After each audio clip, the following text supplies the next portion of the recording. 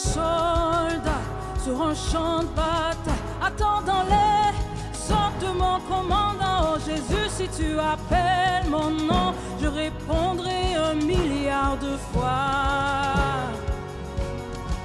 Je suis un soldat sur un champ de bataille, attendant les ordres de mon commandant. Oh Jésus, si tu appelles mon nom, je répondrai 1 milliard de fois.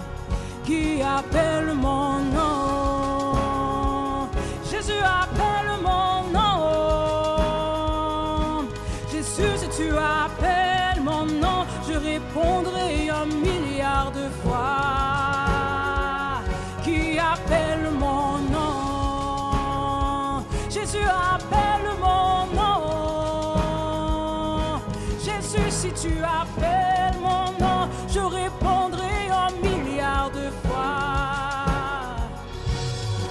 Amen, amen, c'est la journée des femmes conquérantes et je déclare au nom de Jésus-Christ que tu es une femme conquérante, quelle que soit ta personnalité. Tu n'as peut-être pas un caractère fort, mais tu peux avoir un caractère très doux et être une conquérante à l'intérieur. C'est ce dont on va parler aujourd'hui dans l'encouragement du jour. Et avant cela, on va entrer dans la pensée du jour, comme chaque mercredi. On prend ensemble un verset ou un passage d'un livre de la Bible. On avait commencé au livre de la Genèse et nous sommes déjà dans le livre de l'Ecclésiaste avec le titre de cette pensée du jour, « Pas de femme sage entre 1000 ?» Point d'interrogation. Et on va parler ensemble et voir ensemble un texte donc d'Ecclésiaste au chapitre 7 avec Marie. Et j'ai trouvé plus amère que la mort la femme dont le cœur est un piège et un filet, et dont les mains sont des liens. Celui qui est agréable à Dieu lui échappe, mais le pécheur est pris par elle. Voici ce que j'ai trouvé, dit l'Ecclésiaste, en examinant les choses une à une pour en saisir la raison. Voici ce que mon âme cherche encore et que je n'ai point trouvé. J'ai trouvé un homme entre 1000, mais je n'ai pas trouvé une femme entre elles toutes. Oh, alors voilà un texte particulier, merci Marie.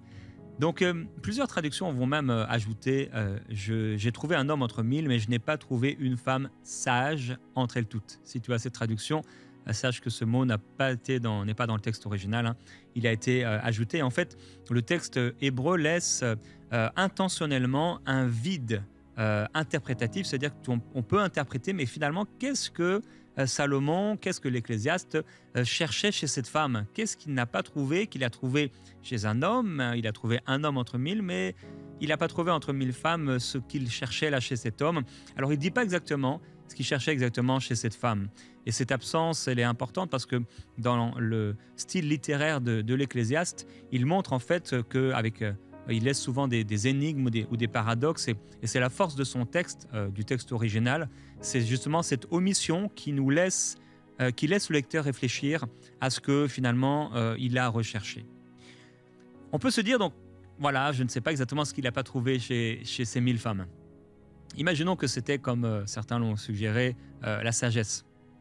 Entre 1000 femmes, chez 1000 femmes, Salomon, si on dit que c'est lui, n'a pas trouvé cette chose-là. En fait, ce n'est pas très étonnant, même si on prenait la sagesse, parce que les 1000 femmes dont il parle, peut-être il parlait de ces femmes à lui.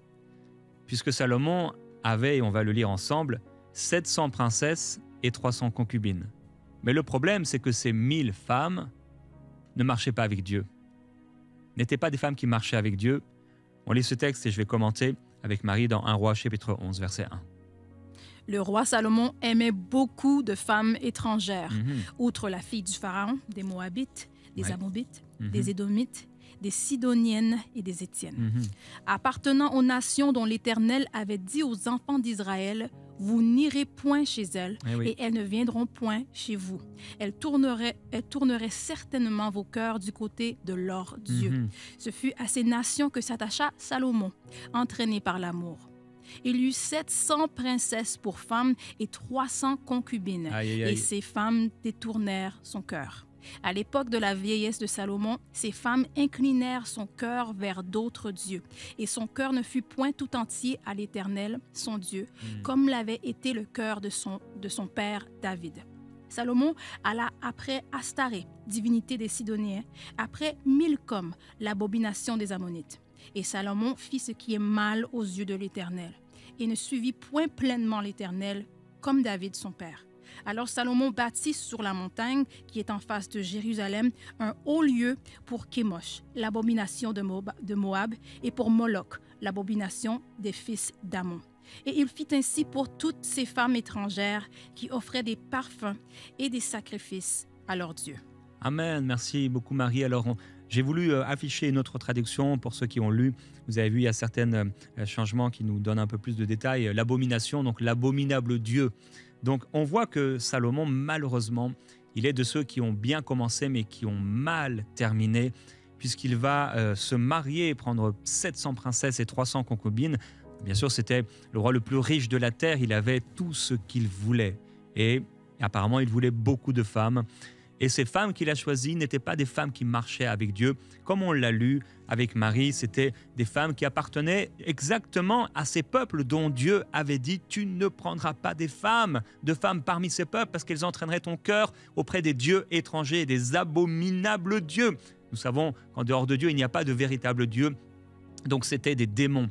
Ces femmes suivaient des démons et le cœur de Salomon, malheureusement, a été entraîné dans sa vieillesse par ces femmes qui l'ont détaché de l'Éternel, et il a même commencé à vouer un culte et à organiser des cultes, des célébrations, des sacrifices envers ces dieux. Quelle catastrophe! Alors on peut comprendre pourquoi il a cherché quelque chose, et peut-être la sagesse, peut-être la crainte de Dieu chez ces 1000 femmes, et en fait, il n'a trouvé aucune crainte de Dieu. Il n'a trouvé aucun respect, il n'a trouvé aucune sagesse chez ces 1000 femmes.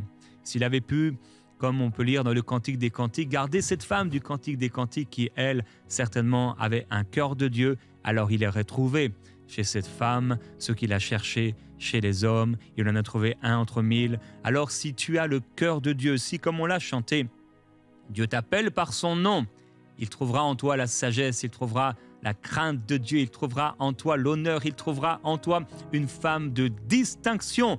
C'est ce que tu es appelé à être et à devenir au nom de Jésus-Christ. Alors, aujourd'hui, je veux partager avec toi plusieurs secrets des femmes conquérantes. Et je veux mais je veux te parler de ces femmes guerrières. Et c'est Dieu qui t'appelle à être une guerrière, à être une conquérante. Et on va commencer avec une première femme. Aujourd'hui, on va voir l'exemple de 4 femmes qui ont été des guerrières et des conquérantes. Et on va commencer par une femme qui, elle, l'a été, mais pas dans le royaume de Dieu. Mais on va en parler quand même avec Marie dans 2 Rois au chapitre 11 et au verset 1. Athalie, voyant que son fils était mort, se leva et fit périr toute la race royale. Voilà donc cette femme qui va devenir donc une reine. Elle était la fille en fait du roi Akab d'Israël et de Jézabel.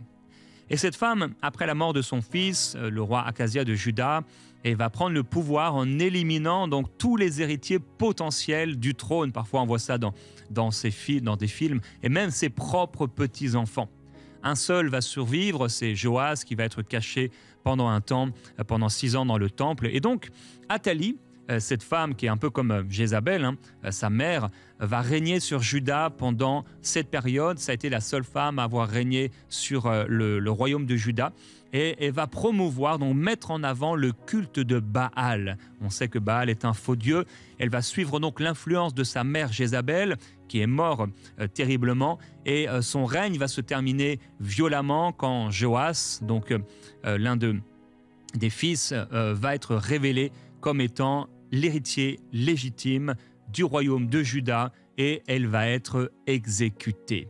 Alors, Athalie, c'était une conquérante, mais c'était une folle conquérante. Une folle conquérante pour le mal. Dieu t'appelle à être une conquérante, et peut-être même une folle conquérante, au point où on va dire, mais tu es complètement folle, mais comment une telle chose serait possible? Comment tu peux imaginer que Dieu pourrait faire ça? Ou comment tu pourrais imaginer pouvoir faire une telle chose? Je prie et je déclare au nom de Jésus-Christ que tu seras une folle conquérante, une folle pour Dieu. Dans le nom de Jésus, tu peux avoir en toi-même la puissance de la guerrière en toi, mais utilise cette force de caractère que Dieu t'a donnée pour le bien et non pour le mal, comme on en avait parlé en début de semaine, utilise cette force de caractère pour construire et non pas pour détruire. Si tu utilises cette force de caractère pour détruire, que ce soit pour détruire les œuvres du diable. Et je veux prier dès maintenant et déclarer au nom de Jésus-Christ qu'il y a quelque chose qui se passe dans le cœur de plusieurs femmes. Alors, tu as peut-être la force de caractère d'Athalie, mais je déclare au nom de Jésus-Christ que cette force de caractère, tu vas l'utiliser pour le Seigneur. Et la pensée que Dieu met dans mon cœur, c'est que la force de caractère n'est pas forcément une force de caractère de ces femmes. Vous savez, il y a ces femmes autoritaires, il y a ces femmes qui parlent fort, il y a ces femmes qu'on voit vraiment parce que, voilà, dans leur personnalité, ce sont des femmes bien visibles, ce sont des leaders et elles parlent fort, etc. Et elles peuvent avoir cette force de caractère à l'intérieur. Mais tu peux aussi être une de ces femmes, une de ces sœurs qui est toute douce et tu as une toute petite voix. Et quand tu parles, on est obligé de vraiment d'entendre notre oreille pour vraiment bien entendre ce que tu es en train de dire. Et tu peux quand même avoir une force de caractère et être une guerrière. Être une guerrière, être une conquérante spirituelle pour le Seigneur n'est pas lié à ta personnalité. Tu peux être toute douce, mais à l'intérieur, tu es une lionne. Tu es une lionne et tu ne lâcheras pas. Au nom de Jésus-Christ. Je connais ce genre de femmes. Il peut y avoir des femmes déterminées. Vous savez, ce sont des lionnes. Elles sont vraiment... elles sont lionnes à l'extérieur et lionnes à l'intérieur. Il y en a qui sont juste lionnes à l'intérieur. C'est suffisant. Alors qu'au nom de Jésus-Christ, Dieu puisse lever, pas des Athalie pour le mal, mais des Athalie pour le bien. Deuxième femme dont on peut parler, c'est Esther. Esther, bien sûr, on lit son livre et son histoire dans le livre d'Esther. Et avec Marie, on va lire un petit passage de son livre dans le chapitre 4 d'Esther. Va, rassemble tous les Juifs qui se trouvent à Suse et jeûnez pour moi, sans manger ni boire pendant 3 jours, ni la nuit, ni le jour. Moi aussi, je jeûnerai de même avec mes servantes. Puis j'entrerai chez le roi, malgré la loi. Et si je dois périr, je périrai. Mardochée s'en alla et fit tout ce qu'Esther avait ordonné. Oui, alors c'est ce que Esther va envoyer dire à Mardochée qui va faire selon ce qu'elle a dit. Esther, c'est donc cette jeune femme juive. Son nom hébreu était Hadassah. Et donc elle vivait en Perse et elle va devenir reine en épousant le roi Assuérus. Et quand Aman, qui est un haut fonctionnaire, va planifier l'extermination du peuple juif, nous connaissons l'histoire, Esther va utiliser sa position avec intelligence et avec courage. Elle va risquer sa vie en se présentant devant le roi, qui ne l'a pas appelée depuis longtemps d'ailleurs. Peut-être avait-il un problème avec elle, c'est en tout cas ce qu'elle aurait pu penser. On sait qu'il n'y avait pas. Et sans être convoqué, ce qui était passible de mort, personne ne pouvait se présenter devant le roi sans en avoir l'autorisation, sans quoi il pouvait mourir sur place, tué sur place, juste parce qu'il s'était présenté auprès du roi. Waouh, quelle autorité! Et sa stratégie va réussir. Elle va se présenter devant le roi après ce temps de jeûne et de prière. Elle va organiser, donc risquer sa vie déjà de se présenter auprès du roi. Et puis, elle va révéler au moment opportun son identité après avoir organisé 2 banquets stratégiques. Et sa stratégie, justement, va réussir. Aman va être pendu sur la potence qu'il avait dressée pour Mardochée, qui était le cousin donc d'Esther. Et les Juifs vont recevoir le droit même de se défendre. Et ces événements sont commémorés dans la fête qu'on appelle la fête de Pourim. Cette femme, Esther, et c'est l'un des secrets de ces femmes conquérantes, c'est qu'elles n'ont pas peur. On l'avait vu, non seulement de prendre des risques, mais elles n'ont pas peur de même s'il le fallait donner leur vie. Elles risquent leur vie. On avait parlé de ces femmes qui prennent des risques d'être jugées, risquent d'être méprisées, mais elle va risquer même sa propre vie. Qu'au nom de Jésus-Christ, qu'on puisse trouver encore dans cette génération des Esther qui sont tellement déterminées, qui sont des conquérantes, mais conquérantes pas par les armes, pas par l'épée, pas de manière charnelle, pas de manière humaine. Je déclare au nom de Jésus-Christ que tu es une conquérante, mais pas avec les armes charnelles. Pas avec des coups de poing, pas avec des violentes paroles, pas avec des cris, pas avec les choses que le monde utilise, mais par le jeûne et par la prière, par la parole de Dieu. Je déclare dans le nom de Jésus-Christ que Dieu t'a donné et t'a rempli du Saint-Esprit et que tu es capable de te mettre à part. Et alors que tu te mets à part, c'est une guerre spirituelle dans laquelle tu entres. Ce n'est pas une guerre comme la guerre des hommes. Ce n'est pas une guerre humaine, c'est une guerre spirituelle. Elle est profondément plus importante, plus élevée, plus puissante. Car tout a commencé dans l'esprit. Et quand tu te mets à part dans la prière, quand tu te positionnes dans la prière, et quand tu pries et que tu jeûnes, tu es en train d'entrer dans le combat, tu es en train d'entrer dans ce champ de bataille. Et dans ce champ de bataille, le Seigneur te donne la victoire. Il te donne la victoire. J'aimerais qu'on reprenne ce chant avant d'aller et de parler de 2 autres femmes. Que ce soit au nom de Jésus-Christ un appel pour plusieurs femmes. Tu es comme Esther, il y a un problème dans ta vie, il y a un danger pour tes enfants, peut-être il y a un danger dans une situation particulière. Et le Seigneur t'appelle par ton nom à te lever. Et alors que Marie chante, je t'encourage à déclarer avec elle la parole de Dieu, à te lever avec autorité, à te lever avec détermination. Avec ce chant, il y a une onction, et avec cette onction, quelque chose qui va entrer en toi et produire en toi le vouloir et le faire et la capacité. En lui, tu as la capacité. En lui, tu as tout pleinement. En lui, tu es plus que vainqueur, ma sœur. Et pendant ce temps de chant, la puissance du Seigneur va descendre. Il y a quelque chose qui va se manifester par le Saint-Esprit, ma sœur. Reçois-le, ne bloque rien, mais entre dans ce que le Seigneur veut faire et laisse-toi posséder par le Saint-Esprit, posséder par l'Esprit de victoire. Au nom de Jésus-Christ.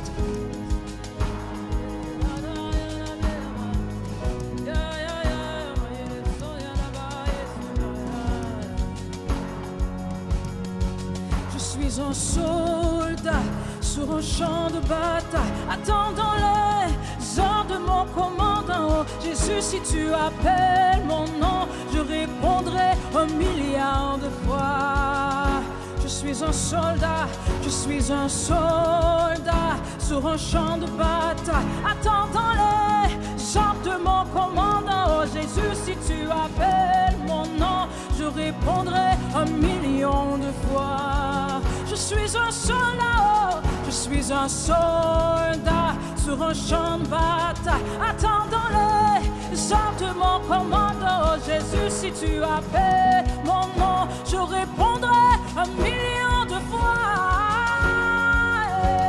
Je suis un soldat sur un champ de bataille, attendant les ordres de mon commandant. Jésus, si tu appelles mon nom, je répondrai 1 million de fois. Qui appelle mon nom? Jésus appelle mon nom. Jésus, si tu appelles mon nom, je répondrai 1 million de fois. Qui appelle mon nom?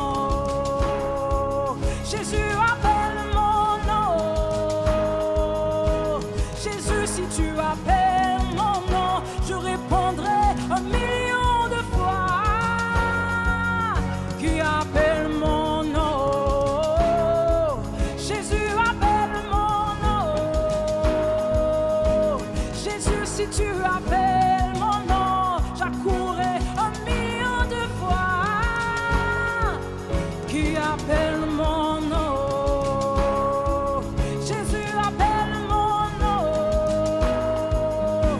Jésus, si tu appelles mon nom, je répondrai 1 million de fois. Alléluia, nous déclarons la puissance du Seigneur sur toi, ma sœur. Alléluia, toi qui te sens fragile, toi qui te sens fragile et incapable de te lever. Alléluia, la puissance du Seigneur est là et le Seigneur te revêt. Alléluia, ma sœur, tu as été fatiguée, tu as donné beaucoup dans le combat. Mais dans ce combat, il y a beaucoup de tes forces personnelles. Tu as voulu bien faire et tu as donné tout ce que tu avais pu dans ce combat. Mais le Seigneur ressuscite en toi maintenant une puissance qui n'est pas la puissance de la femme que tu es, mais qui est la puissance de son esprit en toi. Père, je te glorifie et je te loue. Tu fais de cette femme, tu fais de cette sœur une femme conquérante dans ton armée, selon qu'il est écrit dans ta parole. Tu dis une parole, tu dis une parole, et ces messagères de bonnes nouvelles forment une grande armée. Je déclare, Seigneur Jésus-Christ, que tu relèves ma sœur, que tu relèves ma sœur à l'intérieur. Quelque chose de nouveau se passe dans son esprit et elle est capable de se lever avec détermination, avec une force nouvelle, surnaturelle, dans le nom de Jésus-Christ. Alléluia. Merci Seigneur. Merci Seigneur. Alors, il y a une troisième femme dont j'aimerais parler, la reine de Saba. Cette femme, donc, était une femme importante qui possédait beaucoup et on lit dans 1 Roi, chapitre 10, verset 1, lorsqu'elle s'est approchée de Salomon. La reine de Séba apprit la renommée que possédait Salomon à la gloire de l'Éternel et elle vint pour l'éprouver par des énigmes. Amen. Alors voilà la reine de Séba ou de Saba selon les traductions qui correspondent au Yémen actuel. Elle va donc aller auprès de Salomon pour tester la sagesse avec des énigmes comme on l'a lu. Et elle va venir avec une immense caravane chargée d'or, d'épices, de pierres précieuses. Et après avoir échangé avec Salomon et quand elle va constater sa sagesse, elle va lui faire des cadeaux somptueux. Pour être reine et pour être reine de Séba ou de Saba, eh bien, il fallait plutôt être déterminé. Il fallait avoir le cœur bien accroché. Pour être reine, tu dois avoir le cœur bien accroché. Tu dois être déterminé. Tu dois être forte à l'intérieur. Alors, notre personnalité, c'est ce que nous sommes, vraiment. On peut avoir une personnalité vraiment remplie de détermination. On peut avoir une personnalité assez douce, on peut avoir des traits de caractère aussi qui vont nous caractériser justement. Et je l'ai dit et je le répète, c'est pas forcément ce que tu vas exprimer à l'extérieur qui montre la force que tu as à l'intérieur. Là où tu vas exprimer ta force intérieure, c'est par tes choix. C'est par tes paroles parfois douces et empreintes de sagesse. C'est par tes prières. Je déclare au nom de Jésus-Christ que comme la reine de Saba, tu es capable de tenir un rôle important dans la prière. Tu es capable également, et c'est l'un des secrets de ces femmes conquérantes, elles ne se laissent pas berner. Elles vont vérifier, comme ceux de Bérée à l'époque, si ce qu'on leur dit est vrai. Elle a été vers Salomon pour voir est-ce que c'est vrai. Cette reine ne se fait pas avoir et je déclare au nom de Jésus-Christ que tu ne vas pas te faire avoir, tu es une conquérante. Tu ne vas pas te faire dominer par l'ennemi. Mais s'il faut aller voir un autre roi, quelqu'un qui se fait passer pour un roi, quelqu'un qui se fait passer pour un lion qui s'appelle le diable, eh bien tu vas aller voir et tu vas arracher de la gueule du diable ce qui a été volé au nom de Jésus-Christ. Il y a une quatrième femme, et cette femme c'est Jaël. On va lire dans Juges chapitre 4 à son sujet. Jaël, femme de Héber, saisit un pieu de la tente, prit en main le marteau, s'approcha de lui doucement et lui enfonça dans la tempe le pieu qui pénétra en terre. Wow. Il était profondément endormi et accablé de fatigue, et il mourut. Comme Barak poursuivit Sisera, Jaël sortit à sa rencontre et lui dit « Viens et je te montrerai l'homme que tu cherches. » Il entra chez elle et voici, Sisera était étendu mort, le pieu dans la tempe. Waouh, quelle histoire alors, Jaël ou Yaël, selon les traductions, elle va devenir célèbre dans un moment crucial de l'histoire d'Israël. Et quand Sisera, qui était donc général de l'armée cananéenne, est là en déroute et il va chercher refuge dans la tente de cette femme. Oh, que le diable n'entre pas dans ta tente parce que ça va lui coûter cher. Que le démon n'entre pas dans ta tente car ça va lui coûter cher. Que l'oppression, que la maladie n'entre pas dans ta tente, dans ta maison, au nom de Jésus-Christ chez tes enfants, parce que ça va lui coûter cher à cause de la force de foi, à force de caractère, la détermination de foi que Dieu t'a donnée et qui va se manifester, se révéler dans la prière. Cette femme va prendre ce marteau, waouh, et va enfoncer dans la tempe de cet homme qui était un ennemi de Dieu, le pieu qui va pénétrer en terre. Mais imaginez quelle détermination, avec quelle force elle a fait cela. Et quand Sisera va être endormie, elle va donc planter cela dans sa tempe et son acte va accomplir justement la prophétie de Déborah qui avait prédit que Sisera tomberait aux mains d'une femme, 4 femmes, 4 guerrières. Athalie va utiliser la force directe et militaire pour prendre le pouvoir. Esther, elle, va utiliser la diplomatie et sa position officielle. La reine de Saba va exercer un pouvoir légitime et reconnue de reine. Et Jaël, qui elle n'a aucun statut officiel, elle n'est pas connue, mais elle va changer le cours de l'histoire par une action opportuniste. Comme à l'époque de David et de Saül, lorsque Saül va faire ses besoins dans la grotte et David est là dans la grotte. Le Seigneur permettra parfois au diable, à tes ennemis de pouvoir flancher devant toi. Profitant donc de sa position apparemment faible, une femme qui offre l'hospitalité, elle va éliminer un ennemi puissant.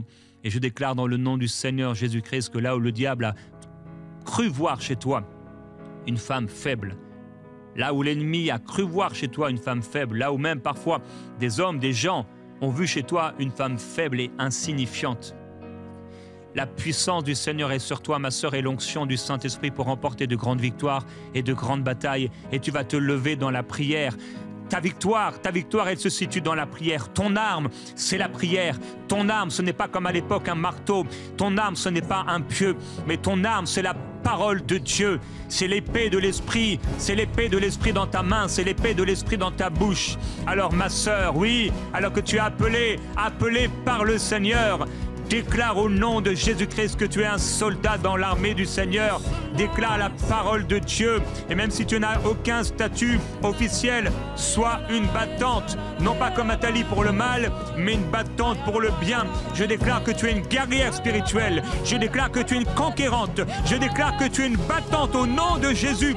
Et je déclare qu'une femme qui était fatiguée spirituellement, fatiguée émotionnellement, chargée et qui ne trouve même plus la force de prier, la puissance de Jésus-Christ vient sur elle. Oui, Père, je te demande s'il te plaît, viens saisir cette sœur maintenant, viens la saisir là où elle se trouve et qu'elle soit étonnée que dans les heures et les jours à venir, il y a une force surnaturelle qui se saisisse d'elle au point où elle va être étonnée parce qu'à nouveau le chant va retentir dans sa maison, à nouveau la prière va retentir dans sa voiture, à nouveau la prière va retentir dans sa cuisine. Seigneur, merci parce que dans son lieu de prière, de grandes victoires vont être gagnées, de grandes batailles vont être remportées pour elle, pour sa maison, au nom de Jésus-Christ, au nom de l'Éternel des armées.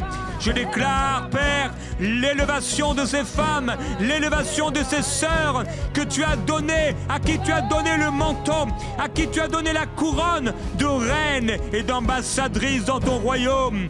Alléluia, je te loue, Seigneur, parce qu'elles se lèvent au nom de Jésus-Christ. Amen.